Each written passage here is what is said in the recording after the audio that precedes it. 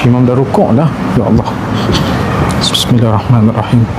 Allahumma shalli ala Muhammad. Sami Allahu liman hamidah.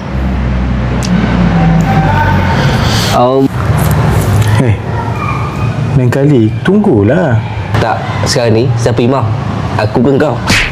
Aku ke kau? Imam ni disunatkan untuk menunggu pada dua tempat. Yang pertama ketika rukuk supaya makmum belakang dapat rakaat. Yang kedua ketika tahiyat akhir supaya makmum dekat belakang tu dapat pahala berjemaah. Nak qomat dah ni. Nanti imam baca panjang sikit boleh tak? Bagi saya sempat dapat rakaat. No problem. Thank you, Imam. You are my best friend. Adapun imam itu menunggu pada keadaan yang lain, maka hukum dia makruh. Oh, iya ke? Tak maaf lah. Dah korang, jom tekan button follow. Jom infak masjid, RM500 pun tak apa, tekan link di bio.